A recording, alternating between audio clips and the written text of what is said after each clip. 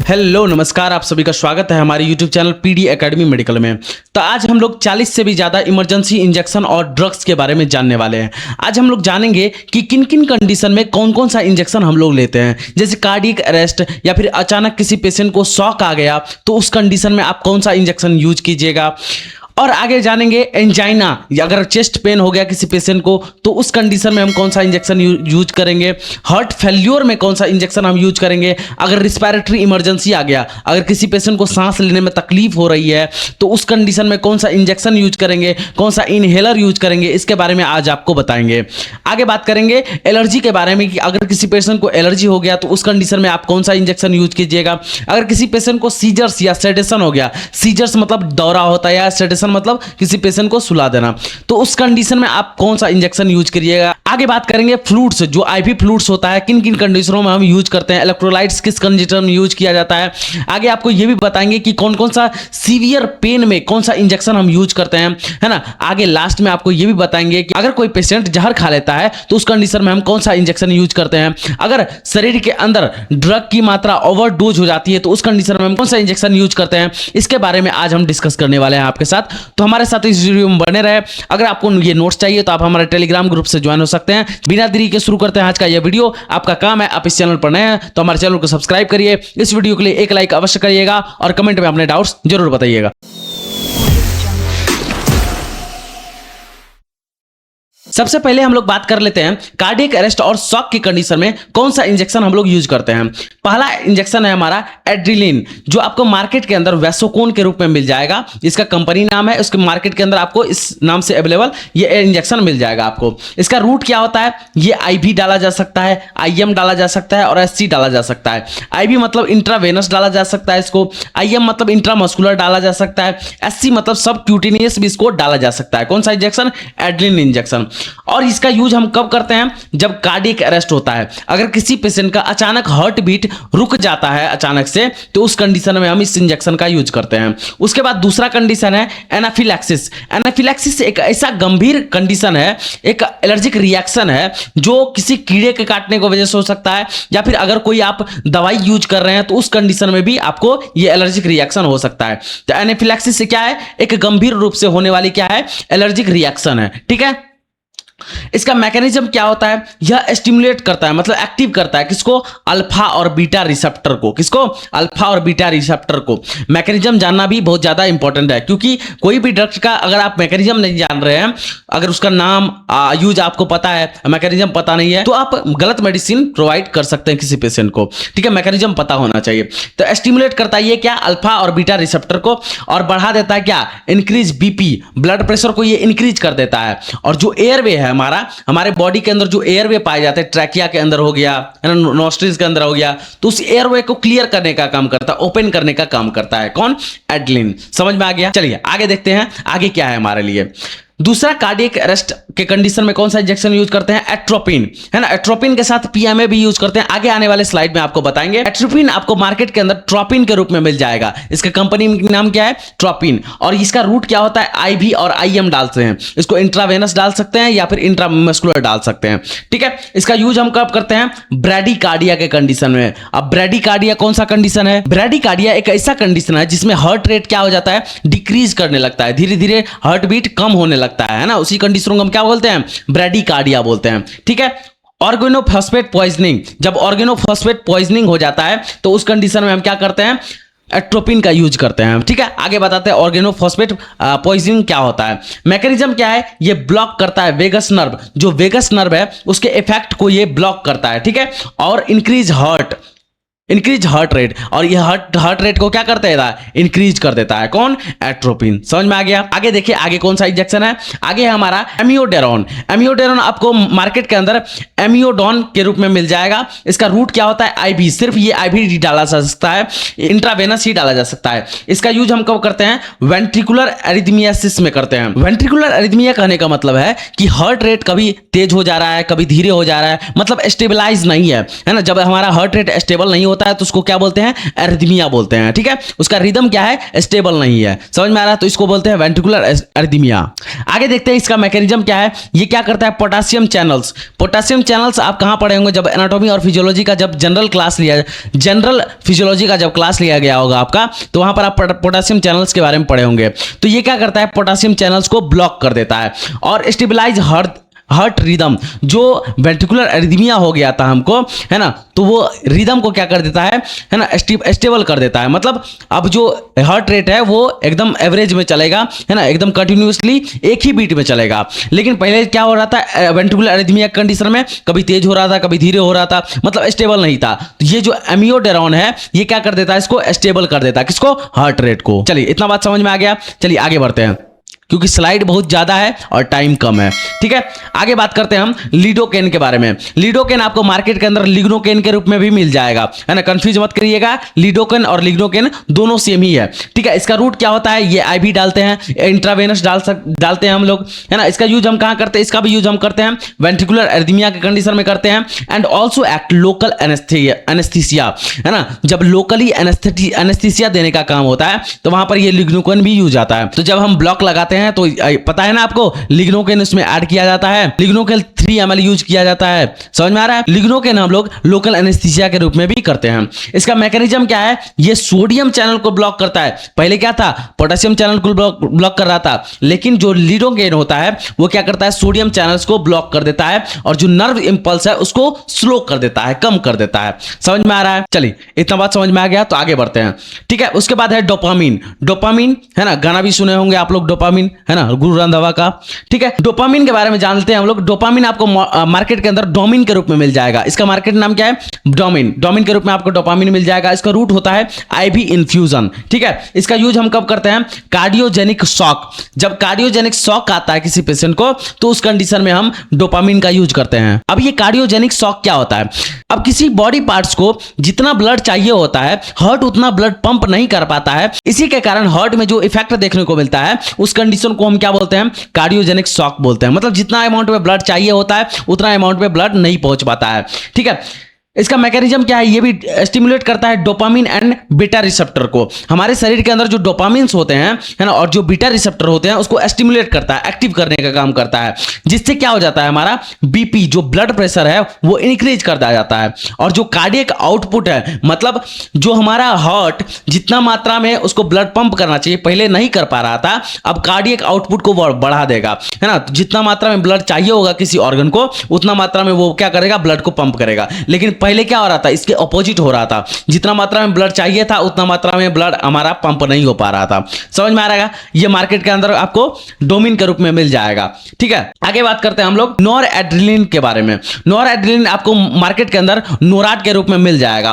ठीक है, इसका रूट क्या होता है, इसको हम किस रूट से डालते हैं, तो आईवी इन्फ्यूजन के रूप में डालते हैं। इसका यूज हम कब करते हैं, जब किसी पेशेंट को शॉक आ जाता है, अचानक शॉक आ गया तो उस कंडीशन में हम यूज कर सकते हैं। सीवियर हाइपोटेंशन, अगर सडनली क्या हो जाता है, बीपी डिक्रीज कर जाता है, ब्लड प्रेशर डिक्रीज कर जाता है, तो उस कंडीशन में हम नॉर एड्रेनलिन का यूज करते हैं। ठीक है, इसका मैकेनिज्म क्या है, ये अल्फा रिसेप्टर, जो हमारे शरीर के अंदर अल्फा रिसेप्टर होता है उसको स्टिमुलेट करता है, एक्टिव करने का काम करता है, जिससे क्या हो जाता है, vaso contraction, increase BP.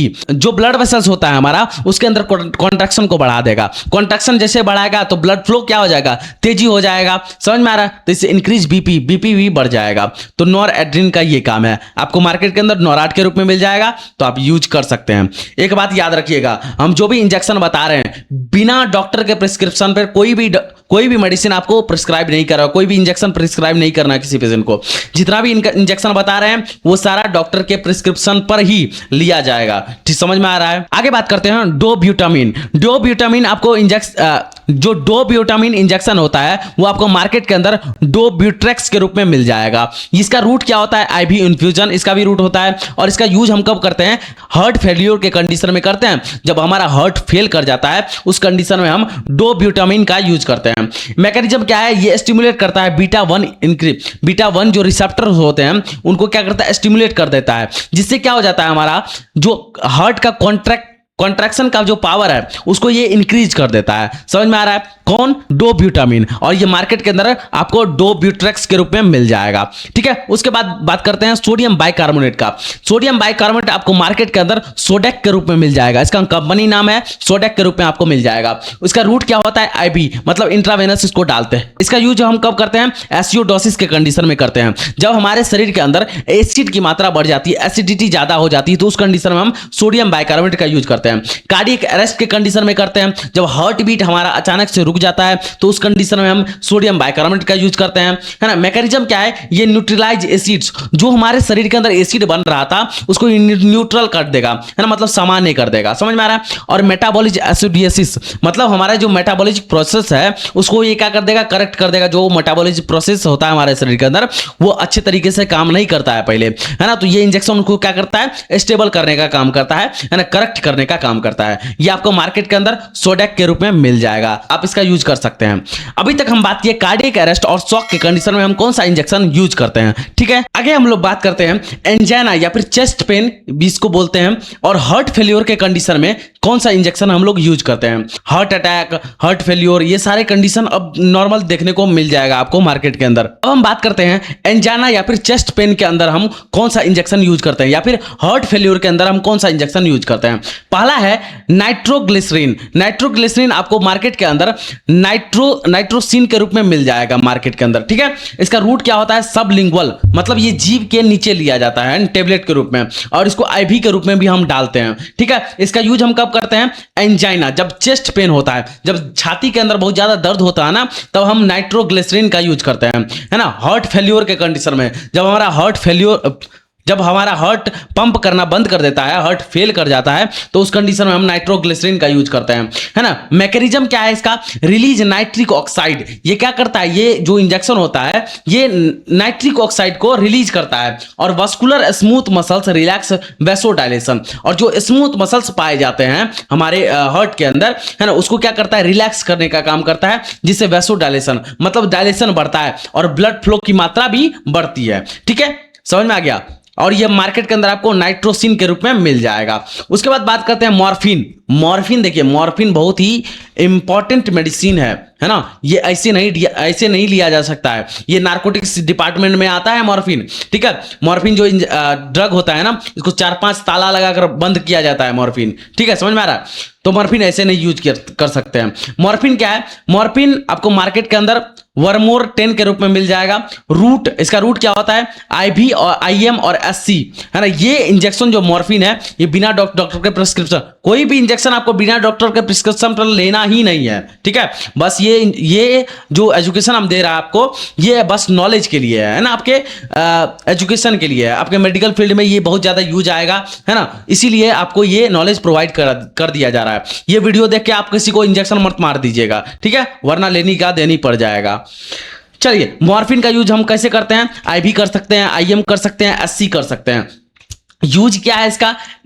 MI में करते हैं, मतलब मायोकार्डियल इन्फेक्शन में भी करते हैं इसका यूज। सीवियर पेन, अगर बहुत ज्यादा मात्रा में छाती में दर्द है, पेन है, तो उस कंडीशन में हम मॉर्फिन का यूज करते हैं। मैकेनिज्म क्या है? ये बाइंड्स ऑप्योइड रिसेप्टर्स, ये क्या करता है? ऑप्योइड रिसेप्टर से बाइंड हो जाता है, बंध जाता है ना, जिससे क्या होता है? हमको पेन में रिलीफ मिलता है, जो दर्द हो रहा था उसमें रिलीफ मिलता है, और रिड्यूस प्रीलोड, और जो भी वर्कलोड था हमारा, है ना, शरीर के अंदर, वो सारा कम हो जाता है मॉर्फिन के कारण। ठीक है, आगे बात करते हैं हम फुरोसेमाइड के बारे में। फुरोसेमाइड आपको मार्केट के अंदर लेसिक्स के रूप में मिल जाएगा। इसका रूट क्या होता है? आईवी होता है, इंट्रावेनस इसको डालते हैं। इसका यूज हम कहां करते हैं? पल्मोनरी एडिमा, अगर लंग्स के अंदर स्वेलिंग हो जाता है, एडिमा हो जाता है, पानी भर जाता है, तो उस कंडीशन में हम इसका यूज करते हैं, है ना। फ्लूइड ओवरलोड, अगर फ्लूइड की मात्रा बहुत ही ज्यादा मात्रा में बढ़ जा रही है, तो उस कंडीशन में हम फ्यूरोसिमाइड का यूज करते हैं, है ना। इसका मैकेनिज्म क्या है? ये ब्लॉक कर देता है सोडियम क्लोराइड पोटेशियम रीअब्जॉर्बेशन का। आप बता सकते हैं कि सोडियम क्लोराइड और पोटेशियम का रीअब्जॉर्बेशन कहां होता है? हम आपको बताते हैं। आप एक्सक्रेटरी सिस्टम पढ़े होंगे, तो वहां पर आपको नेफ्रॉन बताया गया होगा। तो नेफ्रॉन का जो पीसीटी डीसीटी होता है ना, पीसीटी प्रॉक्सिमल कॉन्विटिंग ट्यूब्यूल्स, वहां पर क्या होता है, रीअब्जॉर्बेशन होता है सारा चीज का, तो वहीं पर क्या होता है, ब्लॉक कर देता है उसको, है ना, रीअब्जॉर्बेशन क्या कर देता है, ब्लॉक कर देता है, जिससे क्या हो जाता है, आउटपुट बढ़ जाता है। मतलब फ्यूरोसेमाइड जो इंजेक्शन है उसको लेने के बाद यूरिन बहुत जल्दी जल्दी लगता है, ठीक है, क्योंकि ये क्या कर देता है, यूरिन के आउटपुट को इंक्रीज कर देता है। समझ में आ रहा है? तो ये मार्केट के अंदर आपको लेसिक्स के रूप में मिल जाएगा। ठीक है, चलिए अभी तक बात की हम कि एंजाइना या फिर चेस्ट पेन या हार्ट फेल्योर के कंडीशन में कौन सा इंजेक्शन यूज करेंगे। अब बात करते हैं हम लोग रिस्पिरेटरी इमरजेंसी, मतलब अगर सांस लेने में तकलीफ हो रही है तो उस कंडीशन में हम कौन सा इंजेक्शन यूज करेंगे। पहला है सैलब्यूटामॉल। सैलब्यूटामॉल आपको मार्केट के अंदर एस्थलीन के रूप में मिल जाएगा। ये क्या है, एक इनहेलर है। क्या है, रिस्पिरेटरी, अगर सांस लेने में दिक्कत है तो क्या करेंगे, इनहेलर ही ज्यादातर यूज करते हैं हम लोग, है ना, तो इसको इनहेलेशन करते हैं हम लोग, इनहेलर के रूप में यूज करते हैं, है ना। ये कब करते हैं, अस्थमा के कंडीशन में। और सीओपीडी, सीओपीडी का फुल फॉर्म पता है आपको? सीओपीडी का अगर फुल फॉर्म पता है तो आप कमेंट बॉक्स में जरूर बताइएगा। ठीक है, आगे बात करते हैं मैकेनिज्म के बारे में। ये क्या करता है, बीटा 2 एगोनिस्ट पर काम करता है और ब्रोंकोडायलेशन को बढ़ाता है। ब्रोंकोडायलेशन क्या है, हमारे लंग्स के अंदर जो ब्रोंक्यूल्स होते हैं ना, है ना, जिसके ब्रांचेज होता है उसके डायलेशन को बढ़ाता है, उसको फैलाने का काम करता है। इससे क्या होता है कि जो सांस ले रहे हैं हम, नाक से जो सांस ले रहे हैं नॉस्ट्रिल से, है ना, तो वो क्या होता है कि पूरे लंग्स तक जाता है। और पहले क्या हो रहा था कि अस्थमा, मतलब सांस लेने में तकलीफ हो रहा था, लंग्स तक वो सांस नहीं जा पा रहा था क्योंकि वो कॉन्ट्रैक्ट था। ये क्या करता था, उसको डायलेट करने का काम करता है, उसको फैलाने का काम करता है। समझ में आ रहा है? इसको एक इनहेलर के रूप में हम यूज करते हैं, एस्थलीन। क्या नाम है इसका, एस्थलीन, मार्केट के अंदर आपको मिल जाएगा। ठीक है, दूसरा है एमिनोफिलिन। एमिनोफिलिन आपको मार्केट के अंदर एमिनोफाई के रूप में मिल जाएगा। इसका रूट क्या होता है, आईवी। ये आईवी हम डालते हैं, है ना। इसको यूज हम कब करते हैं, सीवियर अस्थमा, नॉर्मल अस्थमा नहीं, सीवियर, अगर बहुत ज्यादा मात्रा में अस्थमा है तो उस कंडीशन में हम यूज करते हैं। सीओपीडी का फुल फॉर्म आप कमेंट बॉक्स में बताइएगा या तो हम बताते हैं आपको, है ना। सीओपीडी का फुल फॉर्म क्या होता है, सीओपीडी का फुल फॉर्म क्या होता है, कोरोनरी ऑब्स्ट्रक्शन पल्मोनरी डिजीज। समझ में आ गया, सीओपीडी का फुल फॉर्म, है ना। तो सीओपीडी में और अस्थमा के कंडीशन में हम इस इंजेक्शन का यूज करते हैं। इसका मैकेनिज्म क्या होता है, ये पीडीई इन्वर्टर पर काम करता है ना, और ब्रोंकोडायलेशन को बढ़ाने का काम करता है। ठीक है, बस इतना बात याद रख लिया, आपको मार्केट के अंदर एमिनोफाई के रूप में मिल जाएगा। ठीक है, आगे बात करते हैं हम लेप्राट्रोपियम के बारे में। ये आपको मार्केट के अंदर ड्यूलिन के रूप में मिल जाएगा। ये भी क्या है, एक इनहेलर की तरह ही काम करता है। इसका रूट क्या है, ये भी इनहेलेशन का काम करता है। इसका यूज हम अस्थमा के कंडीशन में करते हैं, सीओपीडी के कंडीशन में यूज करते हैं। इसका मैकेनिज्म क्या है, एंटीकोलिनर्जिक उस पर काम करता है और ब्रोंकोडायलेशन को बढ़ाता है। ये भी क्या है, ब्रोंकियोल्स जो होते हैं हमारे लंग्स के अंदर, उसके डायलेशन को बढ़ाता है, जिससे क्या होता है, सांस हम अच्छे तरीके से ले पाते हैं, मतलब लंग्स तक हमारा सांस पहुंच पाता है। ठीक है, उसके बाद है हाइड्रोकॉर्टिसोन। हाइड्रोकॉर्टिसोन आपको मार्केट के अंदर हाइड्रोकॉर्ट 100 के रूप में मिल जाएगा। ठीक है, इसका यूज हम कब करते हैं, सीवियर एलर्जी, जब एलर्जी बहुत ज्यादा मात्रा में बढ़ जाती है, अस्थमा के कंडीशन में हम इस हाइड्रोकॉर्टिसोन का यूज करते हैं। इसका मैकेनिज्म क्या है, ये एक एस्टेरॉइड है। क्या है, ये एक एस्टेरॉइड है जो इन्फ्लामेशन को क्या करता है, रिड्यूस करने का काम करता है। कौन, हाइड्रोकॉर्टिसोन। बिना डॉक्टर के प्रिस्क्रिप्शन से कोई भी एस्टेरॉइड यूज नहीं करना है आपको, है ना। मैग्नीशियम सल्फेट, मैग्नीशियम सल्फेट आपको मार्केट के अंदर मैग्नियन के रूप में मिल जाएगा। इसका रूट होता है आईवीआईएम। दोनों तरीके से डालते हैं हम लोग, इंट्रावेनस भी डालते हैं, इंट्रामस्कुलर भी डालते हैं। इसका यूज हम कब करते हैं, सीवियर अस्थमा, अगर सीवियर अस्थमा है किसी पेशेंट को तो उस कंडीशन में यूज करते हैं। इक्लैम्पसिया, इक्लैम्पसिया क्या है, प्रेगनेंसी के दौरान अगर किसी पेशेंट को दौरा आता है, सीजर्स आता है, तो उस कंडीशन को हम क्या बोलते हैं, इक्लैम्पसिया बोलते हैं। सीजर्स इन प्रेगनेंसी, अगर किसी पेशेंट को, है ना, किसी महिला को प्रेगनेंसी के दौरान सीजर्स आ रहा है तो उस कंडीशन को हम क्या बोलते हैं, इक्लैम्पसिया बोलते हैं। याद रख लेना इस चीज को, है ना। मैकेनिज्म क्या है, ये न्यूरोमस्कुलर ब्लॉकेज, जो मसल्स होते हैं ना, न्यूरो मसल्स जो भी होते हैं, है ना, उसको ब्लॉक करता है। और स्मूथ मसल्स, जो स्मूथ मसल्स होते हैं हमारे हार्ट के अंदर, जो स्मूथ मसल्स पाए जाते हैं, उसको रिलैक्स करने का काम करता है ना। समझ में आ रहा है? और ये मार्केट के अंदर आपको मैग्नियन के रूप में मिल जाएगा। चलिए, अभी तक हम बात किए रिस्पिरेटरी इमरजेंसी के अंदर कौन कौन से इंजेक्शन का हम यूज करते हैं। आगे बात करते हैं एलर्जी या फिर एनाफिलैक्सिस। एनाफिलैक्सिस आपको पता है, ये एक ऐसा एलर्जिक रिएक्शन है जो किसी दवा खाने की वजह से हो सकता है, पतंग के काटने से हो सकता है। ठीक है, पहला इंजेक्शन है हमारा डाइफेहाइड्रामाइन। डाइफेहाइड्रामाइन आपको मार्केट के अंदर डाइफेहाइड्रामाइन के रूप में मिलेगा। हाइड्रोक्लोराइड इंजेक्शन यूपीएस, है ना, 50 mg पर ml, है ना। रूट क्या है इसका, आईएम है, आईवी है, ओरली, ओरली भी इसको डालते हैं, है ना, ओरली भी खाते हैं मेडिसिन के रूप में, है ना। यूज कब करते हैं? एलर्जी के कंडीशन में करते हैं, एनाफिलैक्सिस के कंडीशन में यूज करते हैं, है ना। ये क्या करता है? एच ब्लॉकर पे काम करता है और जो हिस्टामिन है हमारा उसको ब्लॉक करने का काम करता है। समझ में आ रहा है? बस आपको इतना चीज याद रखना है, उतना डिटेल में नहीं जाना है, बस सरफेस से याद रखना है ना। उसके बाद बात करते हैं क्लोरोफेनारामाइन। क्लोरोफेनारामाइन आपको मार्केट के अंदर एविल के रूप में मिल जाएगा। एविल पता है ना आपको, जैसे ही कोई एलर्जी होता है तो एविल खा लेते हैं ना, ओविल एगो मेडिसिन खा लेते हैं जाके, ठीक है। तो एविल क्लोरोफेनारामाइन के रूप में मिलता है आपको मार्केट के अंदर, एविल के रूप में। इसका रूट क्या होता है? आईएम, आईवी और ओरली, तीनों तरह से हम लोग ले सकते हैं। इसका यूज हम कब करते हैं? एलर्जी के कंडीशन में करते हैं, एनाफिलैक्सिस के कंडीशन में हम लोग करते हैं। ये क्या करता है? एच ब्लॉकर पे काम करता है, H1 ब्लॉकर पे काम करता है और एलर्जिक रिएक्शन जो सिम्टम्स है हमारे शरीर के अंदर एलर्जी के, उसको कम करने का काम करता है। कौन? एविल, ठीक है। अभी तक हम एलर्जी के बारे में बात कर लिए, अब बात करते हैं सीजर्स और सेडेशन के बारे में। सीजर्स क्या होते हैं? दौरा, है ना, किसी पेशेंट को देखेंगे आप दौरा पड़ता है, ठीक है, दौरा पड़ता है। और सेडेशन, किसी पेशेंट को सुलाना हो, किसी कोई सर्जरी के दौरान, है ना, किसी कंडीशन में, तो उस कंडीशन में हम कौन से इंजेक्शन का यूज करते हैं इसके बारे में आपको बताते हैं। पहला है हमारा डाइजेपाम। डाइजेपाम आपको मार्केट के अंदर लोरी के रूप में मिल जाएगा। इसका रूट क्या होता है? आईवी, आईएम दोनों तरह से हम लोग डालते हैं। इसका यूज हम कब करते हैं? स्टॉप सीजर्स, दौरे को रोकने के लिए हम करते हैं इसका यूज। सेडेशन, अगर किसी पेशेंट को सुलाना हो तो उस कंडीशन में हम इस डाइजेपाम का यूज करते हैं। मैकेनिज्म क्या है? इनहांस गाबा। गाबा क्या है? एक रिसेप्टर है जो जिसको क्या करता है? इनहांस करने का काम करता है। और सीएनएस डिप्रेशन, सीएनएस क्या है? सेंट्रल नर्वस सिस्टम जो है उसको डिप्रेस करने का काम करता है, उसको कम करने का काम करता है, ठीक है। मार्केट के अंदर आपको लोरी के रूप में मिल जाएगा, तो इसको यूज हम कर सकते हैं। आगे हम लोग बात करते हैं लोरेजेपाम। लोरेजेपाम आपको मार्केट के अंदर लोपेज के रूप में मिल जाएगा। इसका रूट क्या होता है? आईवी और आईएम दोनों तरह से होता है। इसका यूज हम कब करते हैं?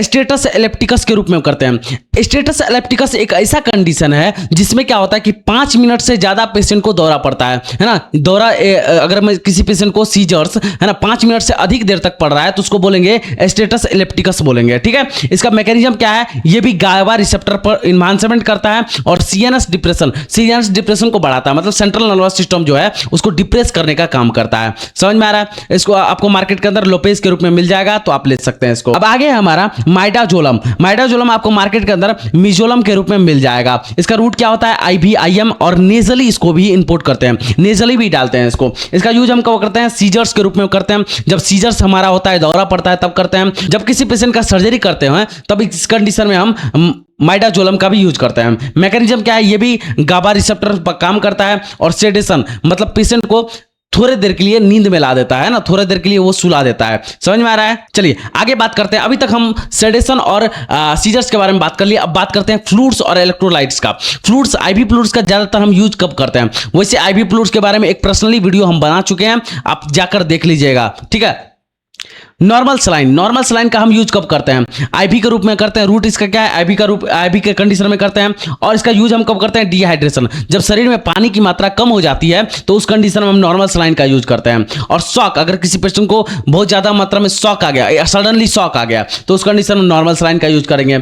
मैकेनिज्म क्या है? ये फ्लूइड रिप्लेसमेंट का काम करता है ना, फ्लूइड को रिप्लेस करने का काम करता है। अगर बॉडी के अंदर पानी की मात्रा कम हो गई तो पानी की जगह ये नॉर्मल सलाइन ले लेगा, ठीक है। नॉर्मल सलाइन का ये डब्बा दे सकते हैं आपको, इमरजेंसी वार्ड के अंदर आपको ज्यादातर देखने को मिलेगा। उसके बाद लिंगर्स लैक्टेट, इसको आरएल भी बोलते हैं, है ना, आरएल बोलते हैं ना, इसको आरएल चढ़ा दो, है ना। तो इसका रूट क्या है? आईवी है ना। और याद रख लीजिएगा इसको ऑल्सो कॉल्ड हार्टमैन सॉल्यूशन, इसको हार्टमैन सॉल्यूशन भी बोलते हैं, ठीक है। इसका कंडीशन, इसका यूज हम कब करते हैं? डिहाइड्रेशन के कंडीशन में, शॉक के कंडीशन में, अगर बर्निंग हो गया है ना, अगर बर्निंग हो गया है, किसी पेशेंट को जल गया है, तो उस कंडीशन में हमें रिंगर्स लैक्टेट का यूज करते हैं हम लोग, है ना। इसका भी काम है फ्लूइड रिप्लेसमेंट, है ना। जिस दूसरे फ्लूइड के जगह पर इसको रिप्लेस कर दिया जाता है ना। वेन के अंदर हम इसको क्या करते हैं? इंजेक्ट कर देते हैं।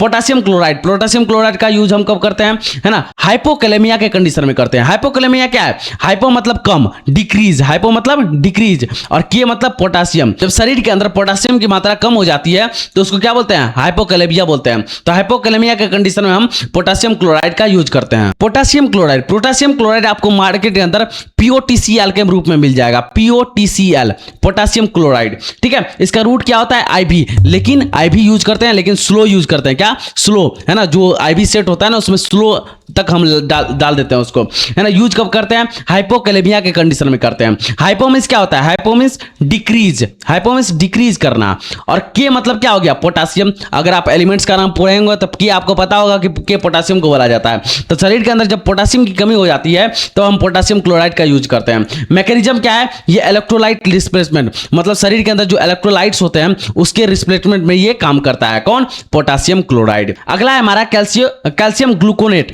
कैल्शियम ग्लूकोनेट आपको मार्केट के अंदर ग्लूसी के रूप में मिल जाएगा। इसका रूट क्या होता है आईवी, आईवी डालते हैं, इंट्रावेनस डालते हैं। इसका यूज हम कब करते हैं, हाइपरकैलेमिया या फिर हाइपोकैल्सीमिया। हाइपरकैलेमिया क्या हो गया, जब पोटासियम की मात्रा इंक्रीज हो जाती है तो उसको क्या बोलेंगे, हाइपरकैलेमिया बोलेंगे। हाइपर मींस बढ़ जाना, इंक्रीज कर जाना, और क्या आपको पोटासियम हो गया। तो हाइपरकैलेमिया मतलब पोटासियम की मात्रा अगर अत्यधिक हो गई तो उस कंडीशन में हम कैल्शियम ग्लूकोनेट का यूज करते हैं। और हाइपोकैल्सीमिया करने का मतलब ये हुआ कि हाइपो मींस डिक्रीज करना, और जब कैल्शियम की मात्रा डिक्रीज हो जाती है तो उस कंडीशन में हम कैल्शियम ग्लूकोनेट का यूज करते हैं, है ना। इसका मैकेनिज्म क्या है, ये कार्डियक मेम्ब्रेन जो होता है उसको स्टेबल करने का काम करता है, ठीक है।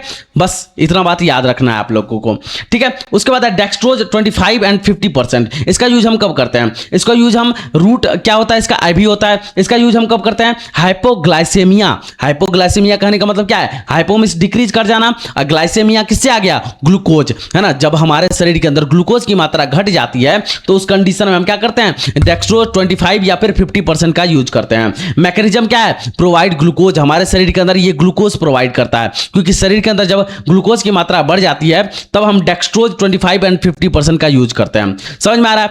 तो ये था हमारा आईवी फ्लूइड्स और इलेक्ट्रोलाइट्स। अब हम बात करते हैं पेन मैनेजमेंट। अगर सीवियर पेन है, किसी पेशेंट को पेन है, दर्द है, तो उस कंडीशन में हम क्या यूज करेंगे, फेंटेनाइल। फेंटेनाइल आपको मार्केट के अंदर वेरेफेन के रूप में मिल जाएगा। इसका रूट क्या होता है, आईवी आईएम दोनों तरीके से हम लोग डालते हैं। इसका यूज हम कब करते हैं, सीवियर पेन, अगर ज्यादा मात्रा में पेन की मात्रा मतलब दर्द अगर ज्यादा मात्रा में हो रही है तो उस कंडीशन में हम क्या करते हैं, फेंटेनाइल का यूज करते हैं। मैकेनिज्म क्या है, अपॉइड एगोनिस्ट, इस पर काम करता है ये, ठीक है। आगे बात करते हैं पैरासीटामोल, पीसीएम, है ना। ये आपको मार्केट के अंदर पैरासिप के रूप में मिल जाएगा। इसका रूट होता है आईवी, आईवी के रूप में डालते हैं इसको। और सीवियर पेन, जब बहुत ज्यादा मात्रा में पेन हो रही होती है तो उस कंडीशन में पैरासीटामोल का यूज करते हैं। इसका मैकेनिज्म क्या है, ये प्रोस्टाग्लैंडिन्स इन सीएनएस, जो प्रोस्टाग्लैंडिन्स होते हैं हमारे सेंट्रल नर्वस सिस्टम के अंदर, उसको रोकथाम करने का काम करता है ये, ठीक है। अब बात करते हैं हम लोग हाइपोग्लाइसेमिया क्या होता है। बहुत सारे पेशेंट को आपको देखे होंगे ना कि वो पेशेंट क्या होता है कि एक इंजेक्शन इंजेक्ट करता है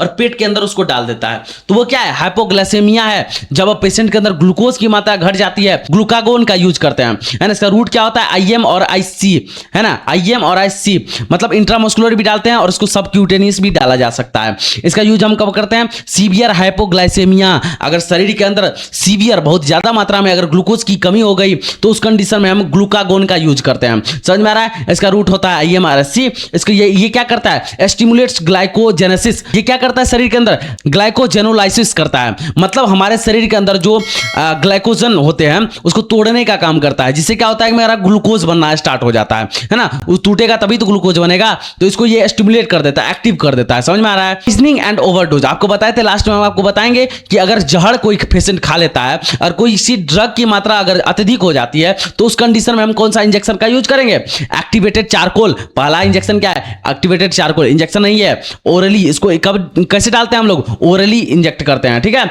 अब देखिए यहां पर यूज कब करते हैं, पॉइजनिंग इंजेक्शन, अगर पॉइजन को खत्म करना हो बॉडी के अंदर तो उस कंडीशन में हम इससे एक्टिवेटेड चारकोल का यूज करते हैं। ये क्या करता है, बाइंड टॉक्सिन इन गैस्ट्रोइंटेस्टाइनल ट्रैक्ट। अब कोई पेशेंट अगर जहर खा लिया है तो माउथ के अंदर ही खाएगा, तो वो कहां जाएगा, जीआईटी में जाएगा, गैस्ट्रोइंटेस्टाइनल ट्रैक्ट में जाएगा। तो ये जो एक्टिवेटेड चारकोल है ना, ये क्या कर जाएगा, जो टॉक्सिन हम लोग लिए थे उसके साथ बाइंड कर जाएगा और उसको खत्म करने का काम करेगा गैस्ट्रोइंटेस्टाइनल ट्रैक्ट के अंदर, ठीक है। मार्केट के अंदर आपको एक्टिडोज के रूप में मिल जाएगा। ठीक है। आगे बात करते हैं नेलक्सोन के बारे में। नेलक्सोन आपको मार्केट के अंदर एनजॉन के रूप में मिल जाएगा, है ना। इसका रूट क्या होता है, IV, IM, SC तीनों तरह से डालते हैं। अवॉइड ओवरडोज, अगर ओवरडोज हो जाता है किसी ड्रग का और कोई ड्रग अगर ओवरडोज हो जाता है उस पेशेंट का, तो क्या हो जाता है, नेलक्सोन का रूप हम यूज करते हैं। इसका मैकेनिज्म क्या है, ये अवॉइड, है ना, एंटागोनिस्ट के रूप में काम करता है। समझ में आ रहा है। मार्केट के अंदर आपको एनजॉन के रूप में मिल जाएगा जब ओवरडोज हो जाता है ड्रग का, है ना। आगे सबसे पहले बताए थे एट्रोपिन के बारे में, आपको बताए थे एट्रोपिन के साथ यहां पर PAM, है ना, PAM भी डालते हैं, है ना। इसका यूज हम कैसे करते हैं, IV के रूप में करते हैं। और इसका यूज हम कहां करते हैं, है ना, OP पॉइजनिंग, अगर ज्यादा मात्रा में पॉइजनिंग हो गई है तो उस कंडीशन में हम क्या करते हैं, इस एट्रोपिन प्लस PAM का यूज करते हैं, ठीक है। PAM का फुल फॉर्म होता है प्रेलिडॉक्सिम। क्या होता है, प्रेलिडॉक्सिम, ठीक है। इसका यूज हम पॉइजनिंग में करते हैं। और ये क्या करता है, एसिटाइल कोलिन, एसिटाइल कोलिन को भी ब्लॉक कर देता है और एंजाइम्स को रिएक्टिव करने में काम करता है, ठीक है। समझ में आ रहा है। एट्रोपिन के साथ क्या डालेंगे, PAM। आगे बात करते हैं इन्फेक्शन और सेप्सिस। इन्फेक्शन, अगर किसी पेशेंट को इन्फेक्शन हो गया कोई चीज के लिए, तो उस कंडीशन में हम कौन सा इंजेक्शन यूज करेंगे, सेफ्ट्रियाजोन। बहुत ज्यादा इंपॉर्टेंट है सेफ्ट्रियाजोन। आप जब वार्ड में जाइएगा तो सेफ्ट्रियाजोन ज्यादा यूज करने देखने को मिलेगा आपको। मार्केट के अंदर आपको किस रूप से मिलेगा, मोनोसेप के रूप में मिल जाएगा। इसका रूट क्या होता है, IV, IM, दोनों तरीके से हम लोग डालते हैं इसको, है ना। सेप्सिस और मेनिंजाइटिस, मेनिंजाइटिस मतलब मेनिंजेस में जब इन्फ्लामेशन हो जाता है उसको क्या बोलते हैं, मेनिंजाइटिस बोलते हैं। तो उस कंडीशन में भी यूज करते हैं और सेप्सिस के कंडीशन में भी यूज करते हैं। ये क्या कर देता है, इनहिबिट सेल वॉल सिंथेसिस। ये सेल वॉल के सिंथेसिस मतलब सेल वॉल का जो प्रोडक्शन होता है उसको कम करने का काम करता है। अगर मान लीजिए किसी बैक्टीरिया के कारण आपको इन्फेक्शन हो गया, तो उस बैक्टीरिया के जो अंदर जो सेल वॉल बन रहा है ना, तो उस सेल वॉल को वो काटने का काम करेगा, सेल वॉल को बढ़ने ही नहीं देगा। बृहद रूप में काम करता है, ब्रॉड रूप में काम करता है ये, है ना, बड़े संख्या में काम करता है। कौन, मोनोसेप। आगे बात करते हैं, है ना, पिप्रासिलिन या टेजोबैक्टम। ये आपको मार्केट के अंदर टाजीरा लायो के रूप में मिल जाएगा। इसका रूट होता है IV और इसका यूज हम कब करते हैं, सीवियर इन्फेक्शन, बहुत ज्यादा मात्रा में जब इन्फेक्शन हो जाते हैं तो ये ब्रॉड स्पेक्ट्रम मतलब बहुत ज्यादा मात्रा में काम करता है। मतलब अगर बैक्टीरिया की संख्या बहुत ज्यादा बढ़ गई है तो उस संख्या को कम करने के लिए इस इंजेक्शन का यूज करते हैं हम लोग। मैकेनिज्म क्या है, ये बीटा लैक्टम, है ना, इनहिबिटर पर काम करता है और ब्रॉड रूप में काम करता है, बृहद रूप में काम करता है, बड़े संख्या में काम करता है। समझ रहा है। सीवियर इन्फेक्शन के रूप में हम, सीवियर इन्फेक्शन के कंडीशन में हम लोग इस इंजेक्शन का यूज कर सकते हैं। आगे बात करते हैं हम लोग मेरोफेनम। मेरोफेनम आपको मार्केट के अंदर मेरोमेक के रूप में मिल जाएगा। इसका रूट क्या होता है, IV होता है। इसका यूज हम क्या करते हैं, लाइफ थ्रेटनिंग इन्फेक्शन, ऐसा इन्फेक्शन जो हमारी जान भी ले सकता है, उस कंडीशन में हम मेरोफेनम का यूज करते हैं और आपको मार्केट के अंदर मेरोमेक के रूप में मिल जाएगा। और यह इसका मैकेनिज्म क्या होता है, कार्बाफेनेम ब्रॉड स्पेक्ट्रम बैक्टीरियल, है ना। जब बैक्टीरिया का इन्फेक्शन बहुत ज्यादा मात्रा में हो जाती है, बृहद रूप में हो जाती है, तब हम मेरोफेनम का यूज करते हैं। समझ में आ रहा है। मार्केट के अंदर आपको मेरोमेक के रूप में मिल जाएगा। चलिए लास्ट हम बात करते हैं ब्रेन स्वेलिंग एंड प्रेशर। अगर ब्रेन के अंदर स्वेलिंग हो गया और प्रेशर इंक्रीज हो गया तो उस कंडीशन में हम क्या करते हैं, मैनिटोल का यूज करते हैं। IV फ्लूइड है ये, IV के रूप में डालते हैं। रूट इसका IV है ना। सेरिब्रल एडिमा, अगर सेरिब्रल एडिमा हो गया, है ना, सेरिब्रल के अंदर अगर पानी भर गया, सूजन आ गया, तो उस कंडीशन में हम इसका यूज करते हैं। और osmotic diuretic, decrease intracranial pressure, जो इंट्राक्रेनियल प्रेशर है ना हमारा, उसको डिक्रीज करने का काम करता है। जो हमारा इंक्रीज हो जाता है ना, मैनिटोल 20% उसको कम करने का काम करता है। और ये हमारा ऑक्सीटोसिन है। ऑक्सीटोसिन का रूट क्या होता है, IV, IM दोनों तरीके से डालते हैं और ये मार्केट के अंदर आपको इवाटोसिन के रूप में मिल जाएगा, है ना। इसका यूज हम कब करते हैं, पोस्टपार्टम हेमरेज के रूप में करते हैं। जब किसी लेडीज का प्रेगनेंसी होता है ना, प्रेगनेंसी के बाद जो डिलीवरी होता है, तो उस कंडीशन में हम ऑक्सीटोसिन का यूज करते हैं। ये क्या करता है, यूट्रिन कॉन्ट्रैक्शन को स्टिमुलेट करता है, एक्टिव करने का काम करता है। यूट्रस के अंदर जो कॉन्ट्रैक्शन है उसको बढ़ाने का काम करता है ना। कब, at the time of delivery. समझ में आ रहा है। तो ऑक्सीटोसिन का यूज हम वहां कर लेते हैं। आज के वीडियो में हम लोग बहुत सारे इमरजेंसी इंजेक्शन के बारे में पढ़े, बहुत सारे इमरजेंसी ड्रग के बारे में पढ़े, किन किन कंडीशन में कौन सा ड्रग्स हम यूज करते हैं। ठीक है, आज के लिए बस इतना ही। मिलते हैं ऐसे ही एक नए वीडियो के साथ, तब तक के लिए जय हिंद जय भारत। और हमारा जो नया सीरीज चला है 100 डेज के अंदर हम लोग 100 डिजीज को कवर करने वाले हैं, उसका क्लास रेगुलरली हो रहा है सुबह 7 बजे। ठीक है, प्लेलिस्ट में आपको सारा वीडियोस मिल जाएगा, वहां पर आप जाकर देख सकते हैं। नोट्स चाहिए, टेलीग्राम पर ज्वाइन हो जाइए, हमारे व्हाट्सएप ग्रुप के साथ ज्वाइन हो जाइए। तब तक के लिए जय हिंद जय भारत।